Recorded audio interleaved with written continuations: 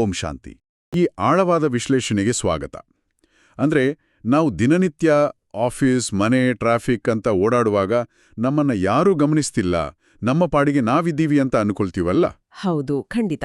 ನಾವೆಲ್ಲರೂ ಹಾಗೆ ಅಂದುಕೊಳ್ಳೋದು. ಆದ್ರೆ ಇಂದು ನಾವು ಚರ್ಚೆ ಮಾಡೋಲಿರುವ ವಿಷಯ ಈ ಒಂದು ನಂಬಿಕೆಯನ್ನೇ ಸಂಪೂರ್ಣವಾಗಿ ಬದಲಾಯಿಸುವಂತಿದೆ. ಡಾಕ್ಟರ್ ಸಚಿನ್ ಭಾಯ್ ಅವರ ದೇವರ ಸಿಸಿಟಿವಿ ಕ್ಯಾಮೆರಾ ಎಂಬ ಭಾಷಣದ ಮೂಲ ಮಾಹಿತಿಯನ್ನಿಟ್ಕೊಂಡು ನಾವು ಇವತ್ತು ಒಂದು ಇಂಟ್ರೆಸ್ಟಿಂಗ್ ಆದ ಪ್ರಯಾಣ ಮಾಡಲಿದ್ದೇವೆ. ಇದು ಬಹಳ ಕುತೂಹಲಕಾರಿ ವಿಷಯ.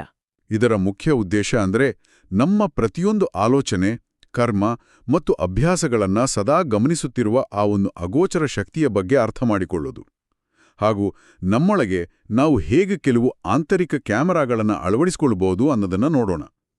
ಜ್ಞಾನವನ್ನ ಕಲಿಯೋಕೆ ಇಷ್ಟಪಡುವ, ಆದರೆ ವಿಪರೀತ ಮಾಹಿತಿಯ ಗೊಂದಲ ಬೇಡ ಅನ್ನೋರಿಗೆ ಈ ವಿಶ್ಲೇಷಣೆ ಹೇಳಿ ಮಾಡಿಸಿದಂತಿದೆ. ಗಮನ ಸೆಳೆಯುವ ಅತ್ಯಂತ ಆಸಕ್ತಿದಾಯಕ ವಿಷಯ ಏನಂದ್ರೆ, ನಾವು ಕೇವಲ ಈ ಭೌತಿಕ ಜಗತ್ತಿನಲ್ಲಿ ಮಾತ್ರ ಬದುಕ್ತಿಲ್ಲ, ಬದಲಾಗಿ ನಮ್ಮ ಪ್ರತಿಯೊಂದು ನಡೆಯೂ ಎಲ್ಲೋ ಒಂದು ಕಡೆ ದಾಖಲಾಗ್ತಿದೆ ಅನ್ನೋ ಮೂಲ ಕಲ್ಪನೆ.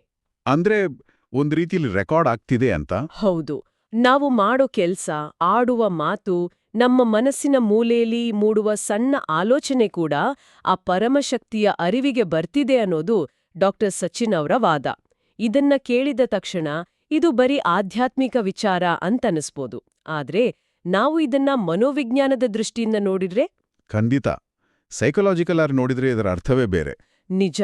ನಮ್ಮನ್ನ ಯಾರೋ ಗಮನಿಸ್ತಿದ್ದಾರೆ ಅಥವಾ ನಮ್ಮದೇ ಪ್ರಜ್ಞೆ ನಮ್ಮನ್ನ ನೋಡ್ತಿದೆ ಅನ್ನೋ ಅರಿವು ಮೂಡಿದ ತಕ್ಷಣ ನಮ್ಮ ನಡವಳಿಕೆಯಲ್ಲಿ ಸಹಜವಾಗಿ ಒಂದು ಶಿಸ್ತು ಬರುತ್ತೆ. ಅದು ನಮ್ಮ ದೈನಂದಿನ ಬದುಕಿನ ಗುಣಮಟ್ಟವನ್ನೇ ಬದಲಾಯಿಸುತ್ತೆ.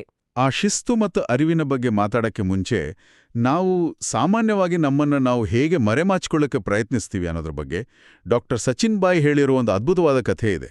ಇದು ಕೇಳಕ್ ತುಂಬಾನೇ ತಮಾಷೆಯಾಗಿದೆ. ಆ ನೌಕಾಪಡೆ ಕಥೆ ಅಲ್ವಾ?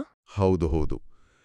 ಎರಡನೇ ಮಹಾಯುದ್ಧದ ಸಮಯದಲ್ಲಿ ನೌಕಾಪಡೆಗೆ ನೇಮಕಾತಿ ನಡೀತಾ ಇರುತ್ತೆ. ಒಬ್ಬ ಯುವಕ ಕೆಲ್ಸ ಕೇಳ್ಕೊಂಡ್ ಬರ್ತಾನೆ.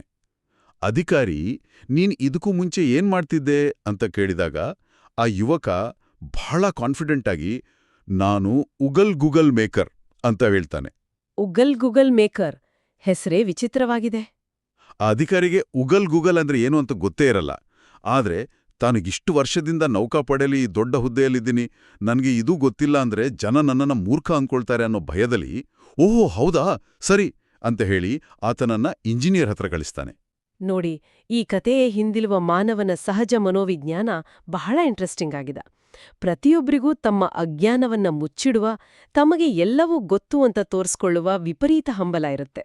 ಆ ಇಂಜಿನಿಯರ್ ಕೂಡ ಅದೇ ರೀತಿ. ಎಕ್ಸಾಕ್ಟ್ಲಿ. ಆ ಇಂಜಿನಿಯರ್ ಕೂಡ ಅದೇ ರೀತಿ ಯೋಚಿಸ್ತಾನೆ. ಮೇಲಧಿಕಾರಿಯೇ ಕಳಿಸಿದಾನೆ ಅಂದ್ರೆ ಈ ಗೂಗಲ್ ಅನ್ನೋದು ಬಹುಶಃ ಮಾರುಕಟ್ಟೆಯಲ್ಲಿರೋ ಯಾವುದೋ ಹೊಸ ದೊಡ್ಡ ಯಂತ್ರ ಇರಬೇಕು ಅಂತ ಅನ್ಕೊಳ್ತಾನೆ. ತನಗೂ ಗೊತ್ತಿಲ್ಲ ಅಂತ ಹೇಳೋಕೆ ನಾಚಿಕೆಪಟ್ಟು ಆ ಯುವಕನನ್ನ ನೇರವಾಗಿ ಹಡಗಿನ ಕ್ಯಾಪ್ಟನ್ ಬಳಿ ಕಳಿಸ್ತಾನೆ. ಕ್ಯಾಪ್ಟನ್ ಕಥೆಯೂ ಅದೇ. ಕೊನೆಗೆ ಕ್ಯಾಪ್ಟನ್ ಆ ಯುವಕನಿಗೆ 3 ದಿನ ಒಂದು ಪ್ರತ್ಯೇಕ ಕೊಠಡಿ, ಕೆಲವು ಖಾಲಿ ಡಬ್ಬಿಗಳು, ಬೇಕಾದ ಸಾಮಗ್ರಿಗಳನ್ನು ಕೊಟ್ಟು ಆ ಗೂಗಲ್ ತಯಾರಿಸೋಕೆ ಹೇಳ್ತಾನೆ. ಆ 3 ದಿನ ಇಡೀ ಹಡಗಿನಲ್ಲಿ ಬರೀ ಇದೇ ಚರ್ಚೆ ಅಲ್ವಾ? ಹೌದು. ಆ ಯುವಕ ಏನ್ ಮಾಡ್ತಿದ್ದಾನೆ ಅನ್ನೋ ಕುತೂಹಲ ಎಲ್ಲರಿಗೂ ಇರುತ್ತೆ. ಆದ್ರೆ ಅದನ್ನೆಂದು ಕೇಳೋ ಧೈರ್ಯ ಯಾರಿಗೂ ಇರಲ್ಲ. 3 ದಿನದ ನಂತರ ಆ ಯುವಕ ಹೊರಬಂದು ಒಂದು ಖಾಲಿ ಡಬ್ಬಿಯನ್ನ ಎಲ್ಲರಿಗೂ ತೋರಿಸ್ತಾನೆ. ಎಲ್ಲರೂ ದಂಗಾಗಿ ನೋಡ್ತಾರೆ. ಆಮೇಲೆ ಏನಾಯ್ತು? ಇದರ ಉಪಯೋಗವೇನು ಅಂತ ಕೇಳಿದಾಗ ಆತ ಎಲ್ಲರನ್ನೂ ಸಮುದ್ರದ ದಡಕ್ಕೆ ಕರೆದೊಯ್ದು ಆ ಡಬ್ಬಿಯನ್ನ ನೀರಿಗೆ ಎಸೆಯುತ್ತಾನೆ. ಆ ಡಬ್ಬಿ ನೀರಲ್ಲಿ ಮುಳುಗುವಾಗ ಅದರಿಂದ ಗೂಗಲ್ ಅಂತ ಶಬ್ದ ಬರುತ್ತೆ. ಅಷ್ಟೇ ಆ ಯಂತ್ರದ ಕೆಲಸ. ಇದು ನಗು ತರಿಸಿದ್ರೂ ಸ್ವಲ್ಪ ಆಳವಾಗಿ ಯೋಚಿಸಿದ್ರೆ ನಾವೆಲ್ಲರೂ ನಮ್ಮ ಜೀವನದಲ್ಲಿ ಎಷ್ಟೋ ಬಾರಿ ಇದೇ ರೀತಿ ಮಾರ್ತೀವಿ ಅನ್ಸಲ್ವಾ? ನಿಖರವಾಗಿ. ಇದನ್ನ ನಾವು ವಿಶಾಲ ದೃಷ್ಟಿಕೋನದಿಂದ ನೋಡಿದ್ರೆ ಇದು ನಮ್ಮ ಆಧ್ಯಾತ್ಮಿಕ ಮತ್ತು ಬೌದ್ಧಿಕ ಅಜ್ಞಾನಕ್ಕೆ ಹಿಡಿದ ಕೈಗನ್ನಡಿ. ನಾವು ದಿನನಿತ್ಯ ಧರ್ಮ, ದೇವರು, ಆತ್ಮ, ಶಾಂತಿ, ಕರ್ಮ ಅನ್ನೋ ದೊಡ್ಡ ದೊಡ್ಡ ಪದಗಳನ್ನ ಬಳಸ್ತೀವಿ. ಸಮಾಜದಲ್ಲಿ ಎಲ್ಲರಿಗೂ ಈ ಪದಗಳ ಪರಿಚಯವಿದೆ, ಎಲ್ಲರೂ ಒಪ್ಕೊಂಡಿದ್ದಾರೆ ಅನ್ನೋ ಒಂದೇ ಕಾರಣಕ್ಕೆ ನಾವು ಕೂಡ ತಲೆ ಅಲ್ಲಾಡಿಸ್ತೀವಿ. ಅಂದ್ರೆ ನಮ್ಗೂ ಗೊತ್ತು ಅಂತ ನಟಿಸ್ತೀವಿ. ಹೌದು. ಆದ್ರೆ ಅವುಗಳ ನಿಜವಾದ ಅರ್ಥ ನಮ್ಗೆ ಗೊತ್ತಿದ್ಯಾ ಅಂತ ಯಾರಾದ್ರೂ ಕೇಳಿದ್ರೆ ಆ ಹಡಗಿನ ಕ್ಯಾಪ್ಟನ್ ತರ ನಾವು ಕೂಡ ಗೊತ್ತಿದ್ದ ಹಾಗೆ ನಟಿಸ್ತೀವಿ. ನಮಗೆ ತಿಳಿದಿರುವ ಸತ್ಯವೇ ಅಂತಿಮವಲ್ಲ, ನಮ್ಗೆ ಗೊತ್ತಿಲ್ಲದನ್ನು ಗೊತ್ತಿಲ್ಲ ಅಂತ ಒಪ್ಕೊಳ್ಳೋ ಧೈರ್ಯ ನಮ್ಮಲ್ಲಿ ಇಲ್ಲ ಅನ್ನೋದನ್ನ ಈ ಕಥೆ ಬಹಳ ಮಾರ್ಮಿಕವಾಗಿ ಹೇಳುತ್ತೆ. ಖಂಡಿತ. ನಾವು ಎಷ್ಟೇ ಮುಚ್ಚಿಟ್ರೂ ಗೊತ್ತಿದ್ದ ಹಾಗೆ ನಟಿಸಿದ್ರೂ ಆ ಅಗೋಚರ ಶಕ್ತಿಯಿಂದ ಏನನ್ನೂ ಬಚ್ಚಿಡೋಕ್ ಸಾಧ್ಯ ಇಲ್ಲ ಅನ್ನೋದಕ್ಕೆ ಇನ್ನೊಂದು ಉದಾಹರಣೆ ಆ ಸೂಫಿ ಗುರುವಿನ ಕಥೆ. ಆ ಪಾರಿವಾಳದ ಕಥೆ ಬಹಳ ಆಳವಾದ ಅರ್ಥವಿದೆ ಅದರಲ್ಲಿ. ಹೌದು. ಗುರು ತನ್ನ 2 ಶಿಷ್ಯರಿಗೆ ಒಂದೊಂದು ಪಾರಿವಾಳ ಕೊಟ್ಟು ಯಾರೂ ನೋಡದ ಜಾಗಕ್ಕೆ ಹೋಗಿ ಇದನ್ನ ಕೊಂದು ಬನ್ನಿ ಅಂತ ಹೇಳ್ತಾನೆ. ಮೊದಲನೇ ಶಿಷ್ಯ ಸ್ವಲ್ಪ ದೂರ ಹೋಗಿ ಬೀದಿಯಲ್ಲಿ ಯಾರೂ ಇಲ್ಲ ಅಂತ ಕನ್ಫರ್ಮ್ ಮಾಡಿಕೊಂಡು ಪಾರಿವಾಳ ಕೊಂದು ವಾಪಸ್ ಬರ್ತಾನೆ. ಅವನ ಪ್ರಕಾರ ಅಲ್ಲಿ ಬೇರೆ ಯಾರೂ ಇರಲಿಲ್ಲ, ಸೊ ಯಾರೂ ನೋಡಿಲ್ಲ. ಆದೇ 2ನೇ ಶಿಷ್ಯನ ಅನುಭವ ನಮ್ಗೆಲ್ರಿಗೂ ಒಂದು ಪಾಠ. ಆತ 3 ವರ್ಷಗಳ ಕಾಲ ಕಾಡು, ಬೆಟ್ಟ, ಗುಹೆ ಅಂತ ಅಲೆದಾಡ್ತಾನೆ. ಎಷ್ಟೇ ಕತ್ತಲೆಯ ಗುಹೆಗೆ ಮೂಲೆಗೆ ಹೋದ್ರೂ ಆತನಿಗೆ ಯಾರೋ ತನ್ನನ್ನ ನೋಡ್ತಿದ್ದಾರೆ ಅನ್ನೋ ಅರಿವು ಕಾಡ್ತಾನೇ ಇರುತ್ತೆ. ಕನಿಷ್ಠ ಆ ಪಾರಿವಾಳದ ಕಣ್ಣುಗಳಾದ್ರೂ ತನ್ನನ್ನ ನೋಡ್ತಿವೆ ಅನ್ಸುತ್ತೆ. ಅದಕ್ಕೂ ಬಟ್ಟೆ ಕಟ್ಟಿದಾಗ್ಲೂ ಅವನಿಗೆ ಸಮಾಧಾನ ಆಗಲ್ಲ. ಯಾಕೆಂದ್ರೆ ತನ್ನ ಕೃತ್ಯವನ್ನ ತಾನೇ ನೋಡ್ತಿದ್ದೀನಲ್ಲ ಅನ್ನೋ ಸ್ವಂತ ಪ್ರಜ್ಞೆ ಎಚ್ಚರಾಗತ್ತೆ. ತನ್ನ ಕಣ್ಣಿಗೂ ಬಟ್ಟೆ ಕಟ್ಕೊಂಡಾಗ ಆ ಪರಮಶಕ್ತಿ ಅಥವಾ ಆ ಯೂನಿವರ್ಸಲ್ ಪ್ರಜ್ಞೆ ಸದಾ ನೋಡ್ತೇಲೇ ಇರುತ್ತೆ ಅನ್ನೋ ಸತ್ಯ ಅವನಿಗೆ ಅರ್ಥವಾಗತ್ತೆ. ಆಂಗ್ಲ ಭಾಷೆಯಲ್ಲಿ ವಿ ಲಿವ್ ಇನ್ ಪಬ್ಲಿಕ್ ಅಂತಾರಲ್ಲ, ಹಾಗೆ ನಾವೆಲ್ಲರೂ ಸಾರ್ವಜನಿಕವಾಗಿಯೇ ಬದುಕ್ತಿದ್ದೇವೆ, ಯಾವುದೂ ಗುಟ್ಟಾಗಿಲ್ಲ. ನಾವು ಎಷ್ಟೇ ಏಕಾಂತದಲ್ಲಿದ್ದೀವಿ ಅಂದ್ಕೊಂಡ್ರೂ ನಮ್ಮ ಪ್ರಜ್ಞೆಯ ಕ್ಯಾಮ್ರಾ ಆನ್ ಆಗೇ ಇರುತ್ತೆ.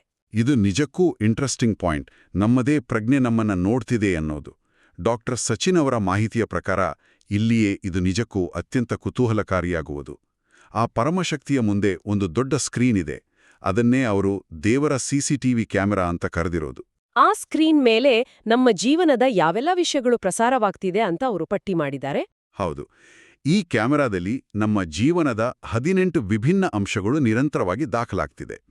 ಆ ಎಲ್ಲಾ 18 ಅಂಶಗಳನ್ನ ಪೂರ್ತಿಯಾಗಿ ನೋಡಕ್ಕೆ ಸಾಧ್ಯವಿಲ್ಲದಿದ್ರೂ ನಮ್ಮ ದಿನನಿತ್ಯದ ಬದುಕಿಗೆ ಕನೆಕ್ಟ್ ಆಗುವ ಕೆಲವನ್ನ ಮಾತ್ರ ಆಯ್ದುಕೊಂಡು ಚರ್ಚೆ ಮಾಡೋಣ. ಮೊದಲನೇದಾಗಿ ನಮ್ಮ ಮಾತು ಮತ್ತು ಮೌನ.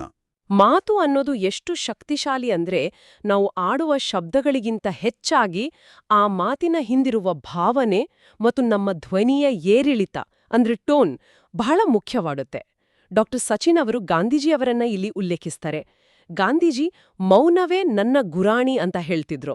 ಸತ್ಯವನ್ನ ಉತ್ಪ್ರೇಕ್ಷೆ ಮಾಡಿ ಹೇಳುವುದು ಅಥವಾ ಕೋಪದಲ್ಲಿ ಬೇರೆಯವರನ್ನ ಹೀಯಾಳಿಸುವುದು ಮನುಷ್ಯನ ಸಹಜ ದೌರ್ಬಲ್ಯ ಅಲ್ವಾ? ಹೌದು, ಅದನ್ನ ತಡೆಯಕ್ಕೆ ಮೌನ ಬೇಕು. ಇದರ ಜೊತೆಗೆ ಭಾರತದ ಮೊದಲ ರಾಷ್ಟ್ರಪತಿ ರಾಜೇಂದ್ರ ಪ್ರಸಾದ್ ಅವರ ಜೀವನದ ಒಂದು ಘಟನೆ ಇದೆ. ಒಮ್ಮೆ ಅವರ ಸೇವಕ ಅವರು ಬಹಳ ಪ್ರೀತಿಯಿಂದ ಇಟ್ಕೊಂಡಿದ್ದ ಫೌಂಟೇನ್ ಪೆನ್ನನ್ನ ಕೆಳಗೆ ಬೀಳಿಸಿ ಒಡೆದುಹಾಕ್ತಾನೆ. ರಾಜೇಂದ್ರ ಪ್ರಸಾದ್ ಅವರಿಗೆ ವಿಪರೀತ ಕೋಪ ಬಂದು ಆ ಕ್ಷಣದಲ್ಲೇ ಆ ಸೇವಕನನ್ನ ಕೆಲಸದಿಂದ ತೆಗೆದುಹಾಕ್ತಾರೆ. ಆದ್ರೆ ಇವತ್ತಿನ ಕಾರ್ಪೊರೇಟ್ ಜಗತ್ತಿನಲ್ಲಿ ನಾವು ಯಾವಾಗ್ಲೂ ಮೌನವಾಗಿದ್ರೆ ಜನ ನಮ್ಮನ್ನ ದುರ್ಬಲರು ಅಂತ ಅಂದ್ಕೊಳ್ತಾರಲ್ಲ. ಗಾಂಧೀಜಿ ಹೇಳಿದ ಆ ಮೌನ ಇವತ್ತಿಗೆ ಹೇಗನ್ವಯ ಆಗತ್ತೆ? ಒಳ್ಳೆ ಪ್ರಶ್ನೆ. ಇಲ್ಲಿ ಮೌನ ಅಂದ್ರೆ ಅನ್ಯಾಯದ ವಿರುದ್ಧ ಸುಮ್ಮನಿರುವುದಲ್ಲ. ಬದಲಾಗಿ ಪ್ರತಿಕ್ರಿಯೆ ನೀಡುವ ಮುನ್ನ ತೂಗಿ ಮಾತನಾಡುವುದು ಅಥವಾ ಅನಗತ್ಯವಾಗಿ ಮಾತನಾಡುವುದನ್ನ ತಪ್ಪಿಸುವುದು. ರಾಜೇಂದ್ರ ಪ್ರಸಾದ್ ಅವರ ಕಥೆಯನ್ನೇ ಮುಂದುವರಿಸುವುದಾದ್ರೆ, ಸಂಜೆ ಆಗ್ತಿದ್ದಂತೆ ಅವರಿಗೆ ತೀವ್ರ ಪಶ್ಚಾತ್ತಾಪ ಆಗತ್ತೆ. ತಾನೊಬ್ಬ ದೇಶದ ರಾಷ್ಟ್ರಪತಿ ಒಂದು ಸಣ್ಣ ಪೆನ್ನಿಗಾಗಿ ಒಬ್ಬ ಬಡ ಸೇವಕನ ಮೇಲೆ ಆ ಮಟ್ಟಿಗೆ ಕೋಪಗೊಂಡಿದ್ದು ಸರಿಯೇ ಅಂತ ಅವರ ಪ್ರಜ್ಞೆ ಅವರನ್ನೇ ಪ್ರಶ್ನಿಸುತ್ತೆ. ಆಮೇಲೆ ಅವರು ಆ ಸೇವಕನನ್ನ ವಾಪಸ್ ಕರೆಸಿದ್ರಾ? ಹೌದು. ಮರುದಿನವೇ ಆ ಸೇವಕನನ್ನ ಕರೆಸಿ ಕ್ಷಮೆ ಯಾಚಿಸ್ತಾರೆ. ಕೋಪದಲ್ಲಿ ಆಡಿದ ಮಾತುಗಳು, ಆಡಿದ ಟೋನ್ ಎಷ್ಟೋ ಸಂಬಂಧಗಳನ್ನ ಶಾಶ್ವತವಾಗಿ ಮುರಿದು ಹಾಕ್ತವೆ. ನಮ್ಮ ಆ ಮಾತುಗಳು, ಆ ಕೋಪ, ಆ ಸಿಸಿಟಿವಿಯಲ್ಲಿ ಸ್ಪಷ್ಟವಾಗಿ ದಾಖಲಾಗ್ತಿದೆ ಅನ್ನೋದು ಇಲ್ಲಿನ ಆಳವಾದ ಅರ್ಥ. ಖಂಡಿತ. ಮಾತಿನಷ್ಟೇ ಮುಖ್ಯವಾದ ಮತ್ತೊಂದು ಅಂಶ ಅಂದ್ರೆ ನಮ್ಮ ಕರ್ಮಗಳು ಅಥವಾ ನಮ್ಮ ಆಕ್ಷನ್ಸ್. ನಾವು ಮಾಡುವ ಕೆಲಸದ ಹಿಂದಿನ ಉದ್ದೇಶ ಏನು ಅನ್ನೋದು. ನಾವೆಲ್ಲರೂ ಒಳ್ಳೆ ಕೆಲಸ ಮಾಡ್ತೀವಿ, ಆದರೆ ಯಾಕೆ ಮಾಡ್ತೀವಿ? ಕೇವಲ ತೋರಿಕೆಗಾಗಿ ಮಾಡುವ ಕೆಲಸಗಳ ಬಗ್ಗೆ ಆ ಮಾಹಿತಿಯಲ್ಲಿ ಒಂದು ಮಜವಾದ ಉದಾಹರಣೆ ಇದೆ. ಆ ಶಾಲಾ ಮಕ್ಕಳ ಕಥೆ ಅಲ್ವಾ? ಹೌದು. ಶಾಲೆಯಲ್ಲಿ ಟೀಚರ್ ನಾಳೆ ನೀವೆಲ್ಲರೂ ಒಂದೊಂದು ಒಳ್ಳೆ ಕೆಲಸ ಮಾಡಿ ಬರಬೇಕು ಅಂತ ಹೇಳ್ತಾರೆ. ಮರುದಿನ 3 ಜನ ವಿದ್ಯಾರ್ಥಿಗಳು ಬಂದು ತಾವೆಲ್ಲರೂ ಸೇರಿ ಒಬ್ಬ ವಯಸ್ಸಾದ ಅಜ್ಜಿಯನ್ನ ರಸ್ತೆ ದಾಟಿಸಿದ್ವಿ ಅಂತ ಗರ್ವದಿಂದ ಹೇಳ್ತಾರೆ. ಟೀಚರ್ಗೆ ಆಶ್ಚರ್ಯ. ಒಬ್ಬ ಅಜ್ಜಿಯನ್ನ ರಸ್ತೆ ದಾಟ್ಸೋಕೆ 3 ಜನ ಯಾಕ್ಬೇಕು ಅಂತ. ಆಗ ಆ ವಿದ್ಯಾರ್ಥಿಗಳು ಕೊಟ್ಟ ಉತ್ತರ ಇದೆಯಲ್ಲ, ಅದು ನಮ್ಮ ಸಮಾಜದ ಮನಸ್ಥಿತಿಯನ್ನೇ ಬಯಲು ಮಾಡುತ್ತೆ. ಆ ಅಜ್ಜಿಗೆ ರಸ್ತೆ ದಾಟುವ ಇಷ್ಟನೇ ಇರಲಿಲ್ಲ, ನಾವೇ ಬಲವಂತವಾಗಿ ಎಳೆದುಕೊಂಡು ಹೋಗಿ ದಾಟಿಸಿದ್ವಿ ಅಂತ ಅವ್ರು ಹೇಳ್ತಾರೆ. ಅಂದ್ರೆ ಆ ಅಜ್ಜಿಗೆ ಆ ಕಡೆ ಹೋಗುವ ಅವಶ್ಯಕತೆನೇ ಇರ್ಲಿಲ್ಲ. ನಿಜ. ಮೋರಿಕೆ ಇದೊಂದು ಜೋಕ್ ಅನ್ಸ್ರೂ ಮನೋವಿಜ್ಞಾನದ ಪ್ರಕಾರ ಇದನ್ನ ಪರ್ಫಾರ್ಮೇಟಿವ್ ಗುಡ್ನೆಸ್ ಅಂತ ಕರಿಬಹುದು. ಅಂದ್ರೆ ಕೇವಲ ಮೆಚ್ಚುಗೆಗಾಗಿ ಅಥವಾ ಸೋಷಿಯಲ್ ಮೀಡಿಯಾದಲ್ಲಿ ಲೈಕ್ಸ್ಗಾಗಿ ಮಾಡುವ ಸಹಾಯ. ಆ ಅಜ್ಜಿಯ ಇಷ್ಟಕ್ಕೆ ವಿರುದ್ಧವಾಗಿ ಅವರು ಕೆಲಸ ಮಾಡಿದ್ರು. ಯಾಕೆಂದ್ರೆ ಅವರ ಉದ್ದೇಶ ಅಜ್ಜಿಗೆ ಸಹಾಯ ಮಾಡುವುದಾಗಿರ್ಲಿಲ್ಲ, ಬದಲಾಗಿ ಟೀಚರ್ ಹತ್ರ ಮೆಚ್ಚುಗೆ ಪಡಿಬೇಕು ಅನ್ನೋದಾಗಿತ್ತು. ಕರ್ಮದ ಹಿಂದಿನ ಉದ್ದೇಶ ಎಷ್ಟು ಶುದ್ಧವಾಗಿದೆ ಅನ್ನೋದನ್ನ ನಾವು ಗಮನಿಸ್ಕೋಬೇಕು. ಹಾಗಾದರೆ ನಮ್ಮ ವರ್ತನೆ ಮತ್ತು ಬೇರೆಯವರು ನಮಗೆ ಅನ್ಯಾಯ ಮಾಡಿದಾಗ ನಾವು ಹೇಗೆ ರಿಯಾಕ್ಟ್ ಮಾಡ್ತೀವಿ ಅನ್ನೋದು ಕೂಡ ಬಹಳ ಮುಖ್ಯ ಆಗುತ್ತಲ್ವಾ? ಇಲ್ಲಿ ಥಾಮಸ್ ಕಾರ್ಲೈ ಅನ್ನೋ ಇತಿಹಾಸಕಾರನ ಕಥೆ ನನಗೆ ತುಂಬಾನೇ ಆಶ್ಚರ್ಯ ತರಿಸ್ತು. ಹೌದು, ಆ ಹಸ್ತಪ್ರತಿ ಸುಟ್ಟುಹೋದ ಕತೆ. ಅವರು ಫ್ರೆಂಚ್ ಕ್ರಾಂತಿ ಬಗ್ಗೆ ವರ್ಷಗಳ ಕಾಲ ರಿಸರ್ಚ್ ಮಾಡಿ ಒಂದು ದೊಡ್ಡ ಪುಸ್ತಕ ಬರೀತಾರೆ. ಅವರ ಸ್ನೇಹಿತ ಅದನ್ನು ಓದೋಕೆ ಅಂತ ಮನೆಗೆ ತಗೊಂಡೋಗ್ತಾನೆ. ಆದರೆ ಆ ಸ್ನೇಹಿತನ ಮನೆಯಲ್ಲಿದ್ದ ಕೆಲ್ಸದಾಕೆ ಆ ಹಸ್ತಪ್ರತಿಯನ್ನ ಬರೀ ಕಸದ ಕಾಗದಗಳು ಅಂತ ಅನ್ಕೊಂಡು ಬೆಂಕಿಗೆ ಹಾಕ್ಬಿಡ್ತಾಳೆ. ಅದು ಎಂಥ ಆಘಾತಕಾರಿ ವಿಷಯ ಅಲ್ವಾ? ನಾನಾಗಿದ್ರೆ ಆ ಕ್ಷಣದಲ್ಲಿ ಹುಚ್ಚು ಹಿಡಿದವರಾಗೆ ಆಡ್ತಿದ್ದೆ. ಆ ಸ್ನೇಹಿತನನ್ನ ಸುಮ್ನೆ ಬಿಡ್ತಿರ್ಲಿಲ್ಲ ಖಂಡಿತ. ಸಹಜ, ನಾವೆಲ್ಲರೂ ಹಾಗೆ ರಿಯಾಕ್ಟ್ ಮಾಡ್ತೀವಿ. ಆದ್ರೆ ಕಾರ್ಲೈಲ್ ಹಾಗೆ ಮಾಡ್ಲಿಲ್ಲ. ಸ್ನೇಹಿತ ಬಂದು ನಡುಕ್ತಾ ಈ ವಿಷಯ ಹೇಳಿದಾಗ ಆತನನ್ನ ದೂಷಿಸೋದ್ರಿಂದ ಅಥವಾ ಕೋಪ ಮಾಡ್ಕೊಳ್ಳೋದ್ರಿಂದ ಹೋದ ಪುಸ್ತಕ ವಾಪಸ್ ಬರೋದಿಲ್ಲ ಅಂತ ಕಾರ್ಲೈಲ್ಗೆ ಅರ್ಥ ಆಗುತ್ತೆ. ಆತ ಕೇವಲ ತನ್ನ ನೆನಪಿನ ಶಕ್ತಿಯಿಂದಲೇ ಮತ್ತೆ ಇಡೀ ಪುಸ್ತಕವನ್ನ ಬರೀತಾನೆ. ಅದು ನಿಜಕ್ಕೂ ನಂಬಲಾಗದ ವರ್ತನೆ. ಇದು ಕ್ಷಮಿಸುವ ಅತ್ಯುನ್ನತ ವರ್ತನೆ. ಇದಕ್ಕೆ ತದ್ವಿರುದ್ಧವಾಗಿ ನಾವು ದ್ವೇಷವನ್ನ ಮನಸ್ಸಿನಲ್ಲಿ ಇಟ್ಕೊಂಡ್ರೆ ಏನಾಗುತ್ತೆ ಅನ್ನೋದಕ್ಕೆ ಡಾ ಸಚಿನ್ ಅವರು ಒಂದು ನೈಜ ಉದಾಹರಣೆಯನ್ನ ಹಂಚಿಕೊಂಡಿದ್ದಾರೆ. ಒಬ್ಬ ಮಹಿಳೆಗೆ ಪದೇ ಪದೇ ಎದೆಯಲ್ಲಿ ತೀವ್ರವಾದ ನೋವು ಬರ್ತಿರುತ್ತೆ. ಆಸ್ಪತ್ರೆಗೆ ಬಂದು ಎಲ್ಲಾ ಟೆಸ್ಟ್ ಮಾಡಿದ್ರೂ ಹಾರ್ಟ್ ನಾರ್ಮಲ್ ಇರುತ್ತೆ. ಮತ್ತೆ ಆ ನೋವಿಗೆ ಕಾರಣ ಏನು? ಕೊನೆಗೆ ವೈದ್ಯರು ಸೈಕಲಾಜಿಕಲ್ ಆಗಿ ವಿಚಾರಿಸಿದಾಗ ಆಕೆಗೆ ಹಿಂದೆ ಯಾರೋ ಮೋಸ ಮಾಡಿರ್ತಾರೆ. ಆ ವ್ಯಕ್ತಿ ಎದುರಾದಾಗೆಲ್ಲ ಆ ಮಾನಸಿಕ ಆಘಾತವೇ ಫಿಸಿಕಲ್ ಆಗಿ ಎದೆಯ ನೋವಾಗಿ ಬದಲಾಗ್ತಿರತ್ತೆ ಅನ್ನೋದು ಗೊತ್ತಾಗುತ್ತೆ. ಅಂದ್ರೆ ಬೇರೆಯವರು ಮಾಡಿದ ಅಪಮಾನವನ್ನ ನಾವು ಮನಸ್ಸಿನಲ್ಲಿ ಇಟ್ಟುಕೊಂಡು ಕೊರಗಿದ್ರೆ ಅದು ನೇರವಾಗಿ ನಮ್ಮ ದೇಹದ ಮೇಲೆ, ನಮ್ಮ ಆರೋಗ್ಯದ ಮೇಲೆ ಪರಿಣಾಮ ಬೀರುತ್ತೆ. ನಾವು ಅದನ್ನು ಅರಗಿಸ್ಕೊಳ್ಳಬೇಕು. ಇನ್ನು ನಮ್ಮ ದೇಹ ಮತ್ತು ದುಶ್ಚಟಗಳ ಬಗ್ಗೆ ಹೇಳೋದಾದ್ರೆ ಪ್ಯಾರಿಸ್ನಲ್ಲಿ ನಡೆದ ಆ ಮಾಜಿ ಪಾದ್ರಿಯ ಕಥೆ ನೆನಪಾಗುತ್ತೆ. ಹೌದು, ಆ ಕಥೆ ಬಹಳ ಸ್ಫೂರ್ತಿದಾಯಕವಾಗಿದೆ. ಕಾಲಾನಂತರದಲ್ಲಿ ದಾರಿ ತಪ್ಪಿ ಬೀದಿಯಲ್ಲಿ ಕುಡುಕನಾಗಿ ಬಿದ್ದಿದ್ದಾಗ ಒಬ್ಬ ವೇಶ್ಯೆ ಹಾಡ್ತಿದ್ದ ದೇವರ ಕರುಣೆ ನಿರಂತರವಾಗಿ ಹರಿಯುತ್ತಿದೆ ಅನ್ನೋ ಕವಿತೆಯನ್ನು ಕೇಳಿ ಆತನಿಗೆ ಜ್ಞಾನೋದಯವಾಗುತ್ತೆ. ಏಕೆಂದ್ರೆ ಆ ಕವಿತೆಯನ್ನು ಹಿಂದೆ ಆತನೇ ಬರೆದಿರ್ತಾನೆ.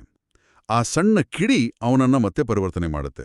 ಮತ್ತು ಸಣ್ಣ ಸಣ್ಣ ಅಭ್ಯಾಸಗಳು ನಮ್ಮನ್ನ ಹೇಗೆ ಕಂಟ್ರೋಲ್ ಮಾಡ್ತವೆ ಅನ್ನೋದಕ್ಕೆ ಕೋರ್ಟ್ನಲ್ಲಿ ವಾದ ಮಾಡುವಾಗ ತನ್ನ ಕೋರ್ಟ್ನ ಗುಂಡಿಯನ್ನ ತಿರುಗಿಸುವ ಅಭ್ಯಾಸವಿದ್ದ ವಕೀಲನ ಉದಾಹರಣೆ ಇದೆ. ಎದುರಾಳಿ ವಕೀಲ ಆ ಗುಂಡಿಯನ್ನೇ ಕತ್ತರಿಸ್ಬಿಟ್ಟಾಗ ಈತನಿಗೆ ವಾದ ಮಾಡೋಕೆ ಆಗದೆ ಸೋತು ಹೋಗ್ತಾನೆ. ಇಂದಿನ ಆಧುನಿಕ ಬದುಕಿಗೆ ಇದನ್ನ ಲಿಂಕ್ ಮಾಡಿದ್ರೆ ನಮ್ಮ ಮೊಬೈಲ್ ಅಭ್ಯಾಸಗಳನ್ನ ನಾವು ನೋಡ್ಬೋದು. ಮೆಸೇಜ್ಗಳಲ್ಲಿ ನಮ್ಮ ನಿಜವಾದ ಇಮೋಷನ್ಸ್ ಅರ್ಥವಾಗೋದಿಲ್ಲ. ಇದರಿಂದ ಎಷ್ಟೋ ಸಂಬಂಧಗಳು ಹಾಳಾಗ್ತಿವೆ ಅಂತ ಡಾ ಸಚಿನ್ ಗಂಭೀರವಾದ ಒಳನೋಟ ನೀಡಿದ್ದಾರೆ. ಇದ್ರ ಜೊತೆಗೆ ಇನ್ನೊಂದು ಇಂಟ್ರೆಸ್ಟಿಂಗ್ ಅಬ್ಸರ್ವೇಷನ್ ಹೇಳ್ತಾರೆ. ನಾವು ಊಟ ಮಾಡುವಾಗ ನಮ್ಮ ಮನಸ್ಥಿತಿ ಹೇಗಿರುತ್ತೆ ಅನ್ನೋದು. ಊಟ ಮಾಡುವಾಗ ಮನಸ್ಥಿತಿನ? ಹೌದು. ಕೋಪದಿಂದ ಅಥವಾ ಉದ್ವೇಗದಿಂದ ಊಟ ಮಾಡಿದ್ರೆ ಅದು ಮಾಂಸಾಹಾರ ತಿಂದಷ್ಟೇ ಪಾಪ ಅಂತ ಅವರು ವಿವರಿಸಿದ್ದಾರೆ. ಯಾಕೆಂದ್ರೆ ಆ ಆಹಾರ ನಮ್ಮ ದೇಹಕ್ಕೆ ನೆಗೆಟಿವ್ ಎನರ್ಜಿಯನ್ನೇ ಕೊಡುತ್ತೆ. ಪ್ರಸನ್ನತೆಯಿಂದ ತಿಂದ್ರೆ ಮಾತ್ರ ಅದು ಶಕ್ತಿಯಾಗಿ ಬದಲಾಗುತ್ತೆ. ಸರಿ, ಇದೆಲ್ಲವೂ ಆ ಪರಮಶಕ್ತಿಯ ಕ್ಯಾಮ್ರಾದಲ್ಲಿ ಅಥವಾ ನಮ್ಮದೇ ಪ್ರಜ್ಞೆಯ ಸ್ಕ್ರೀನ್ ಮೇಲೆ ದಾಖಲಾಗುವ ವಿಚಾರಗಳಾದವು. ನಮ್ಮನ್ನ ಗಮನಿಸ್ತಿದ್ದಾರೆ ಅನ್ನೋದು ಗೊತ್ತಾಯ್ತು. ಆದರೆ ಇದನ್ನ ಸರಿಪಡಿಸ್ಕೊಳ್ಳೋಕೆ ನಾವೇನ್ ಮಾಡಬೇಕು? ಈ ಮಾಹಿತಿಯ ಅತ್ಯಂತ ಪ್ರಮುಖ ಭಾಗ ಇಲ್ಲೇ ಇರೋದಲ್ವಾ? ಖಂಡಿತ. ಪರಮಶಕ್ತಿಯ ಕ್ಯಾಮೆರಾ ನಮ್ಮನ್ನ ನೋಡ್ತಿದೆ ಸರಿ, ಆದ್ರೆ ನಮ್ಮನ್ನ ನಾವೇ ಸುಧಾರಿಸಿಕೊಳ್ಳಲು ನಮ್ಮ ದೈನಂದಿನ ಜೀವನದಲ್ಲಿ ಯಾವ 7 CCTVಗಳನ್ನ ಅಳವಡಿಸಿಕೊಳ್ಳಬೇಕು ಅನ್ನೋದನ್ನ ನಾವು ಚರ್ಚೆ ಮಾಡಲೇಬೇಕು. ಆ 7 ಆಂತರಿಕ ಕ್ಯಾಮೆರಾಗಳು ಯಾವುವು ಅಂತ ಒಂದೊಂದಾಗಿ ನೋಡೋಣ. ಮೊದಲನೇದು ಮೌನ ಮತ್ತು ಏಕಾಂತದ ಕ್ಯಾಮೆರಾ, ಸೈಲೆನ್ಸ್ ಆ್ಯಂಡ್ ಸಾಲಿಟ್ಯೂಡ್. ದಕ್ಷಿಣ ಆಫ್ರಿಕಾದಲ್ಲಿದ್ದಾಗ ಗಾಂಧೀಜಿಯವರು ಟ್ರಾಪಿಸ್ಟ್ ಮಠಕ್ಕೆ ಭೇಟಿ ನೀಡಿದ್ದರಂತೆ. ಅಲ್ಲಿನ ಸನ್ಯಾಸಿಗಳು ಸದಾ ಮೌನವಾಗಿರುತ್ತಿದ್ರು. ಯಾಕೆ ಅಂತ ಕೇಳಿದಾಗ ಮಠಾಧೀಶರು, ಮನುಷ್ಯರಾದ ನಮಗೆ ಏನು ಮಾತನಾಡಬೇಕು ಏನು ಮಾತನಾಡಬಾರ್ದು ಎಂಬುದೇ ತಿಳಿದಿಲ್ಲ, ನಾವು ಅಷ್ಟು ದುರ್ಬಲರು, ಹಾಗಾಗಿ ಸುಮ್ಮನಿರುವುದೇ ಲೇಸು ಅಂತ ಹೇಳ್ತಾರೆ. ಟ್ರಾಪಿಸ್ಟ್ ಮಠದ ಸನ್ಯಾಸಿಗಳಿಗೆ ಅದು ಓಕೆ, ಆದರೆ ಇವತ್ತಿನ ಬ್ಯುಸಿ ಲೈಫ್ನಲ್ಲಿ ಟ್ರಾಫಿಕ್, ಆಫೀಸ್ ಮೀಟಿಂಗ್ಸ್ ಮಧ್ಯ ಈ ಏಕಾಂತ ಎಲ್ಲಿ ಸಿಗತ್ತೆ? ಇದು ಪ್ರಾಕ್ಟಿಕಲ್ ಆಗಿ ಸಾಧ್ಯನಾ? ಸಂಪೂರ್ಣ ಮೌನ ಸಾಧ್ಯವಿಲ್ಲದಿರಬಹುದು, ಆದ್ರೆ ದಿನದಲ್ಲಿ ಕೇವಲ 10 ನಿಮಿಷ ನಮ್ಮ ಮೊಬೈಲ್, ಲ್ಯಾಪ್ಟಾಪ್ ಎಲ್ಲವನ್ನೂ ಬದಿಗಿಟ್ಟು ಪ್ರಕೃತಿಯ ಜೊತೆ ನದಿ ತೀರದಲ್ಲಿ ಅಥವಾ ಕನಿಷ್ಠ ನಮ್ಮ ಮನೆಯ ಟೆರೆಸ್ ಮೇಲಾದ್ರೂ ಏಕಾಂತವಾಗಿ ಕೂಡೋದನ್ನ ಅಭ್ಯಾಸ ಮಾಡಬಹುದು. ಇದು ನಮ್ಮ ಮನಸ್ಸಿನ ಟ್ರಾಫಿಕ್ ಅನ್ನ ಕಡಿಮೆ ಮಾಡುತ್ತೆ. ಆದರೆ ಇಲ್ಲೊಂದು ಸಮಸ್ಯೆ ಇದೆ. ನಾವು ಏಕಾಂತದಲ್ಲಿ ಕೂತಾಗ್ಲೂ ನಮ್ಮ ಮನಸ್ಸು ಬೇರೆಯವರ ಬಗ್ಗೆ ಯೋಚಿಸ್ತಾ ಇರುತ್ತಲ್ವಾ? ಬಾಸ್ ಹಾಗೆ ಅಂದ್ರು, ಅವ್ನು ನನಗೆ ಮೋಸ ಮಾಡ್ದ ಅಂತ ಬೇರೆಯವರ ಬಗ್ಗೆನೇ ನಮ್ಮ ಆಲೋಚನೆ ಇರುತ್ತೆ. ಇದು ಒಂದು ಪ್ರಮುಖ ಪ್ರಶ್ನೆಯನ್ನು ಹುಟ್ಟುಹಾಕ್ತದೆ. ಅದಕ್ಕಾಗಿಯೇ ಎರಡನೆಯ ಕ್ಯಾಮೆರಾ ಬೇಕು. ಅಂತರ್ಮುಖತೆ ಮತ್ತು ಸಾಕ್ಷಿಭಾವ, introversion and detached observation. French ತತ್ವಜ್ಞಾನಿ ಜೀನ್ ಪಾಲ್ ಸಾರ್ತ್ರೆ ಅವರ ಒಂದು ಫೇಮಸ್ ಮಾತಿದೆ, ಬೇರೆಯವರೇ ನರಕ, ದಿ ಅದರ್ ಈಸ್ ಹೆಲ್. ಬೇರೆಯವರೇ ನರಕ ಅಂದ್ರೆ ಇದರ ಅರ್ಥ ನಾವ್ ಯಾವಾಗ್ಲೂ ನಮ್ಮ ನೆಮ್ಮದಿಯನ್ನ ಇತರರ ಅಭಿಪ್ರಾಯಗಳ ಮೇಲೆ ಕಟ್ಟಿಕೊಂಡಿರ್ತೀವಿ. ಇತರರನ್ನ ದೂಷಿಸೋದನ್ನೇ ಅಭ್ಯಾಸ ಮಾಡ್ಕೊಂಡಿರ್ತೀವಿ. ಇತರರನ್ನ ದೂಷಿಸೋದನ್ನ ಬಿಟ್ಟು ಒಳಮುಖವಾಗಿ ನೋಡ್ಬೇಕು. ಎಲ್ಲದರಲ್ಲೂ ತೊಡಗಿಸಿಕೊಂಡ್ರೂ ಯಾವುದಕ್ಕೂ ಅಂಟಿಕೊಳ್ಳದ ಸಾಕ್ಷಿಭಾವ ಬೆಳೆಸ್ಕೊಳ್ಬೇಕು. ಈ ಸಾಕ್ಷಿಭಾವ ಅಂದ್ರೆ ಸ್ವಲ್ಪ ಕಾಂಪ್ಲೆಕ್ಸ್ ಅಂತನ್ಸುತ್ತೆ. ಇದನ್ನ ಪ್ರಾಕ್ಟಿಕಲ್ ಆಗಿ ಅರ್ಥ ಮಾಡ್ಕೊಳ್ಳೋದು ಹೇಗೆ? ಸಿಂಪಲ್ ಆಗಿ ಹೇಳ್ಬೇಕಂದ್ರೆ, ನಿಮ್ಮದೇ ಜೀವನವನ್ನ ನೀವು ಒಬ್ಬ ಮೂರನೇ ವ್ಯಕ್ತಿಯಾಗಿ ನೋಡೋದು. ನಿಮಗೆ ವಿಪರೀತ ಕೋಪ ಬಂದಿದೆ ಅನ್ಕೊಡಿ. ಆ ಕೋಪದಲ್ಲಿ ಮುಳುಗಿ ಹೋಗುವ ಬದಲು, ಓಹೋ, ಈಗ ನನಗ್ ಕೋಪ ಬರ್ತಿದೆ ಅಂತ ನಿಮ್ಮನ್ನ ನೀವೇ ಅಬ್ಸರ್ವ್ ಮಾಡೋದು. ಇದೇ ಸಾಕ್ಷಿಭಾವ. ವಾಹ್, ಕೋಪ ಬಂದಾಗ ಈ ರೀತಿ ಅಬ್ಸರ್ವ್ ಮಾಡಿದ್ರೆ ಕೋಪ ತಾನಾಗೇ ಕರ್ಗೋಗುತ್ತೆ. ಇನ್ನು ಮೂರನೇ ಕ್ಯಾಮರಾ, ಹೊಸತನ ಮತ್ತು ವೈರಾಗ್ಯ, ನ್ಯೂನೆಸ್ ಅಂಡ್ ಡಿಟ್ಯಾಚ್ಮೆಂಟ್. ಒಂದೇ ರೀತಿಯ ದಿನಚರ್ಯ ಬೇಸರ ತರಿಸುತ್ತೆ. ಹಾಗಾಗಿ ಹೊಸತನ ಬೇಕು, ಆದರೆ ಸಂಬಂಧಗಳಲ್ಲಿ ಸ್ವಲ್ಪ ವೈರಾಗ್ಯ ಇರಬೇಕು ಅಂತ ಡಾಕ್ಟರ್ ಸಚಿನ್ ಹೇಳ್ತಾರೆ. ಹೌದು. ಇದನ್ನ ವಿವರಿಸೋಕೆ ಅವರು ರವೀಂದ್ರನಾಥ ಟ್ಯಾಗೋರ್ ಅವರ ಶೇಷೇರ್ ಕೋಬಿತಾ ಕಥೆಯ ಅದ್ಭುತ ಉದಾಹರಣೆ ಕೊಟ್ಟಿದ್ದಾರೆ. ಆ ಕಥೆಯಲ್ಲಿ ಪರಸ್ಪರ ಗಾಢವಾಗಿ ಪ್ರೀತಿಸುವ ಜೋಡಿಯೊಂದು ಮದುವೆಯಾಗಲು ನಿರ್ಧರಿಸುತ್ತೆ. ಆದ್ರೆ ಆ ಹುಡುಗಿಯ ಒಂದು ವಿಚಿತ್ರ ಷರತ್ತು ಇರುತ್ತೆ. ಮದುವೆಯ ನಂತರ ಅವರಿಬ್ಬರೂ ಒಂದೇ ಮನೆಯಲ್ಲೇ ಇರಬಾರ್ದು. ನಡುವೆ ಒಂದು ಸರೋವರವಿರುವ 2 ಪ್ರತ್ಯೇಕ ಮನೆಗಳಲ್ಲಿ ಇರಬೇಕು ಅಂತ ನಿಶ್ಚಯಿಸ್ತಾರೆ. ವಿಚಿತ್ರ ಅಷ್ಟೇ ಅಲ್ಲ, ಇದು ಸ್ವಲ್ಪ ಅತಿ ಅನ್ಸಲ್ಲ? ಮದುವೆಯಾಗಿ ಬೇರೆ ಬೇರೆ ಮನೆಯಲ್ಲಿರೋದು ಪ್ರಾಯೋಗಿಕವಾಗಿ ಸಾಧ್ಯನಾ? ಖಂಡಿತ ಪ್ರಾಕ್ಟಿಕಲ್ ಅಲ್ಲ. ಆದರೆ ಟ್ಯಾಗೋರ್ ಅವರು ಇಲ್ಲಿ ಒಂದು ಅದ್ಭುತವಾದ ರೂಪಕವನ್ನ ಬಳಸಿದ್ದಾರೆ. ವಿಪರೀತ ಸಾಮೀಪ್ಯದಿಂದ ಪ್ರೀತಿಯ ತಾಜಾತನ ನಶಿಸಿ ಒಬ್ಬರನ್ನೊಬ್ಬರು ದೂಷಿಸುವಂತಾಗಬಾರದು, ಸಂಬಂಧಗಳಲ್ಲಿ ಪರಸ್ಪರ ಗೌರವ ಮತ್ತು ಸ್ವಲ್ಪ ಸ್ಪೇಸ್ ಇರಬೇಕು ಅನ್ನೋದರ ಸಾರ ಇದು. ಅದರ ಅರ್ಥ ಜೊತೆಯಲ್ಲೇ ಇದ್ರೂ ಮಾನಸಿಕವಾಗಿ ಪರಸ್ಪರರ ಸ್ವಾತಂತ್ರ್ಯವನ್ನ ಗೌರವಿಸಬೇಕು ಅನ್ನೋದು ಬಹಳ ಅರ್ಥಗರ್ಭಿತವಾಗಿದೆ. ಇನ್ನು ಅಂತಿಮ ಮತ್ತು ಅತ್ಯಂತ ಪ್ರಮುಖವಾದ ಕ್ಯಾಮೆರಾ, ಪ್ರಜ್ಞೆ ಅಥವಾ ಅರಿವು, ಮೈಂಡ್ಫುಲ್ನೆಸ್. ಅಂದ್ರೆ ನಾವು ಮಾಡುವ ಪ್ರತಿಯೊಂದು ಕೆಲಸವನ್ನು, ಅದು ಊಟ ಮಾಡುವುದಿರಬಹುದು, ನಡಿಗೆ ಇರಬಹುದು ಅಥವಾ ಮಾತು ಇರಬಹುದು, ಸಂಪೂರ್ಣ ಪ್ರಜ್ಞಾವಸ್ಥೆಯಲ್ಲಿ ಮಾಡಬೇಕು. ನಾನೇನ್ ಮಾಡ್ತಿದ್ದೀನಿ ಅನ್ನೋ ಅರಿವು ಪ್ರತಿ ಕ್ಷಣವೂ ಇರಬೇಕು. ಹೌದು, ಆ ಅರಿವೇ ನಮ್ಮನ್ನ ಕಾಪಾಡೋದು. ಹಾಗಾದರೆ ಇವೆಲ್ಲದರ ಅರ್ಥವೇನು? ಈ ಇಡೀ ಚರ್ಚೆಯ ಸಾರಾಂಶವನ್ನ ನಾವು ಒಟ್ಟುಗೂಡಿಸೋದಾದ್ರೆ, ನಮ್ಮ ಜೀವನ ಕೇವಲ ಈ ದೇಹ ಮತ್ತು ಭೌತಿಕ ವಸ್ತುಗಳ ಸುತ್ತ ಮಾತ್ರ ತಿರುಗುತ್ತಿಲ್ಲ. ನಮ್ಮ ಆಲೋಚನೆ, ಮಾತು ಮತ್ತು ಕರ್ಮಗಳನ್ನು ಉತ್ತಮಪಡಿಸಿಕೊಳ್ಳಲು ಈ ಆಂತರಿಕ ಕ್ಯಾಮೆರಾಗಳು ಬಹಳ ಮುಖ್ಯ. ಮಾಹಿತಿಯ ಅತಿರೇಕ ಮತ್ತು ಕೆಲಸದ ಒತ್ತಡದಲ್ಲಿರುವ ಯಾರಿಗೇ ಆಗಲಿ, ದಿನದಲ್ಲಿ ಕೇವಲ 10 ನಿಮಿಷಗಳ ಕಾಲ ಏಕಾಂತ ಮತ್ತು ಮೌನದ ಕ್ಯಾಮೆರಾವನ್ನು ಆನ್ ಮಾಡಿಕೊಳ್ಳುವುದು ಎಷ್ಟೊಂದು ನೆಮ್ಮದಿ ತರಬಲ್ಲದು ಅನ್ನೋದನ್ನ ನಾವೆಲ್ಲರೂ ಅರ್ಥ ಮಾಡ್ಕೊಳ್ಬೇಕು. ಇದು ಕೇವಲ ಆಧ್ಯಾತ್ಮಿಕ ವಿಚಾರವಲ್ಲ, ದೈನಂದಿನ ಬದುಕಿನ ಒತ್ತಡವನ್ನು ನಿಭಾಯಿಸುವ ಅತ್ಯುತ್ತಮ ಸಾಧನ. ಖಂಡಿತವಾಗಿಯೂ. ಈ ಎಲ್ಲ ಮಾಹಿತಿಯನ್ನ ಗಮನಿಸಿದಾಗ ಒಂದು ಅದ್ಭುತವಾದ ಹೊಸ ಆಲೋಚನೆ ಮೂಡುತ್ತೆ. ಒಮ್ಮೆ ಯೋಚಿಸಿ, ಇಂದು ಇಡೀ ದಿನ ನೀವು ನಿಮ್ಮ ಬಗ್ಗೆಯೇ ಆಂತರಿಕವಾಗಿ ಆಡಿಕೊಂಡ ಮೌನ ಮಾತುಗಳು, ನಿಮ್ಮ ಬಗ್ಗೆ ನೀವೇ ಮಾಡಿಕೊಂಡ ಟೀಕೆಗಳು, ಒಂದು ವೇಳೆ ಆ ದೇವರ ದೊಡ್ಡ ಪರದೆಯ ಮೇಲೆ ಇಡೀ ಜಗತ್ತಿಗೆ ಪ್ರಸಾರವಾದರೆ ಅದನ್ನು ನೋಡಲು ನಿಮಗೆ ಮುಜುಗರವಾಡುತ್ತದೆಯಾ? ಹೌದು ಎಂದಾದರೆ ಈಗಲೇ ನಿಮ್ಮ ಆಂತರಿಕ ಸಂಭಾಷಣೆಯ ಸ್ಕ್ರಿಪ್ಟನ್ನು ಬದಲಾಯಿಸುವ ಸಮಯ ಬಂದಿದೆ ಅಲ್ಲವೇ? ಇದನ್ನೊಮ್ಮೆ ಯೋಚಿಸಿ. ಅತ್ಯಂತ ಸಹಜವಾಗಿ ಮತ್ತು ಪ್ರಭಾವಶಾಲಿಯಾಗಿ ನಮ್ಮನ್ನು ನಾವು ಬದಲಾಯಿಸಿಕೊಳ್ಳೋಣ. ಈ ಒಂದು ಆಳವಾದ ಚಿಂತನೆಯೊಂದಿಗೆ ಇಂದಿನ ವಿಶ್ಲೇಷಣೆಯನ್ನು ಇಲ್ಲಿಗೆ ಮುಕ್ತಾಯಗೊಳಿಸೋಣ. ಆಂತರಿಕ ಕ್ಯಾಮೆರಾಗಳು ಆನ್ ಆಗಿರಲಿ. ಓಂ ಶಾಂತಿ.